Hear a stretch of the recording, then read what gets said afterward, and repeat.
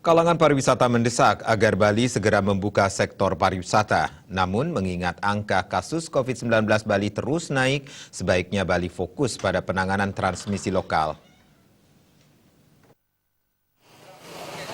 Pakar Kesehatan Masyarakat Internasional Iketut Suarjana, R0 Bali belum di bawah angka 1. Belum saatnya membuka sektor yang berisiko tinggi menjadi klaster. Secara konsep sebenarnya dengan R0 sama dengan 1 atau di atas, belum saatnya melonggarkan apalagi membuka pariwisata di saat transmisi lokal masih sedang tinggi. Untuk itu Gubernur Bali Wayan Koster mesti mengedepankan penyelamatan nyawa kerama Bali ketimbang membuka sektor pariwisata.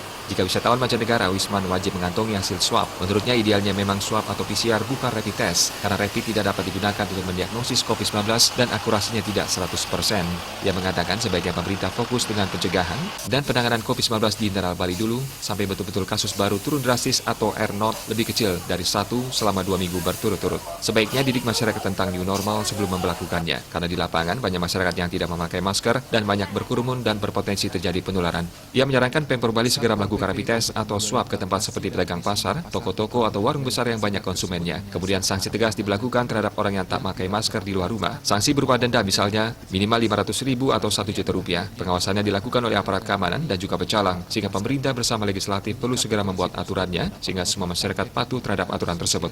Hanya langkah tegas yang mampu mengefektifkan pencegahan penularan karena tracing karena adanya kasus positif COVID-19. Sementara mereka yang belum dites padahal positif tetapi terus menularkan ke yang lain. Selanjutnya diberlakukan dan edukasi terus masyarakat dengan istilah 3M, memakai masker, menjaga jarak dan mencuci tangan. Selain itu Suarjana menyarankan gencarkan pemakaian face shield terutama bagi pedagang dan orang-orang melayani publik seperti bank, rumah sakit dan lainnya. Ia mengatakan walaupun hasil swab diterapkan 14 hari, harus dibagi dengan protokol lebih ketat. Jangan sampai terjadi klaster baru. Ia menambahkan saat ini kasus COVID-19 makin memberatkan Bali, terutama tenaga kesehatan yang jumlahnya terbatas. Ia pun meminta dipikirkan dengan bijak keselamatan tenaga kesehatan yang sudah beberapa orang terpapar, baik di RS maupun puskesmas. Makin banyak kasus, makin memberatkan mereka. Akibatnya mereka stres dan tak cukup waktu istirahat yang bisa menurunkan imunitas mereka. Sueca Bali Paus melaporkan.